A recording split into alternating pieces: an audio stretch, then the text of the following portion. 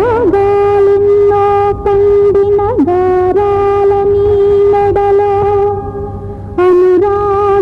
అనురాగమాలికలే వేయాలని ఈ చల్లని చరణాలు చల్లిన కిరణాలలో రేపటి కోసం చీకటి రెక్కల తెర తీయాలని పిలిచాను ఎదుట నిలిచాను కోరి కోరి వలచాను పిలిచాను ఎదుట నిలిచాను కోరి కోరి వలచాను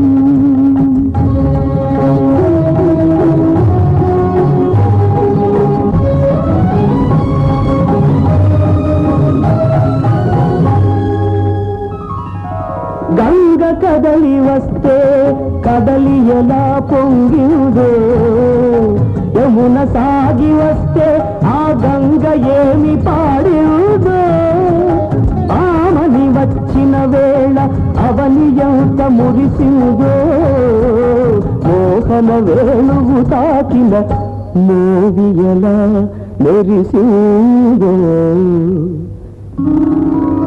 ఊగింది తనువు అలాగే పొంగింది మనసు నీలాగే ఊగింది తనువు అలాగే పొంగింది మనసు నీలాగే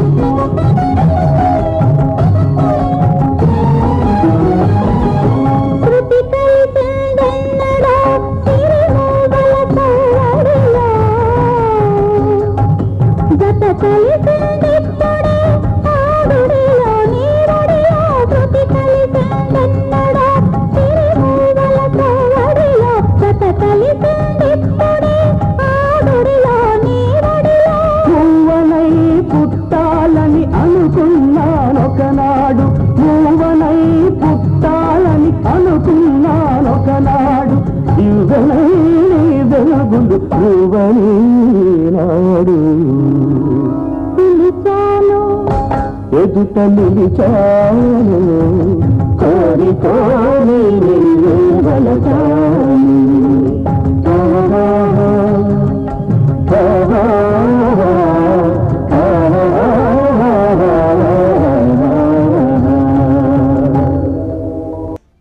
ఒక మనిషి బ్రతికే ఉండి నెల నెలా జీతం తీసుకుంటూ పని చేయడానికి నానా అవస్థలు పడుతున్న ప్రజలున్న ప్రస్తుత సొసైటీలో తాను చనిపోయిన తర్వాత కూడా దేశ సంరక్షణకై పాటుపడుతున్నాడు ఒక జవాను.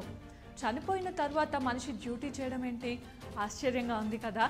అసలు చనిపోయిన తర్వాత మనిషి డ్యూటీ చేయడం సాధ్యపడుతుందా? చనిపోయిన తర్వాత డ్యూటీ చేయడానికి అతను ఏమైనా దెయ్యమా లేక దేవుడా? ఇంతకీ అతను ఎవరు? ఎందుకు అతని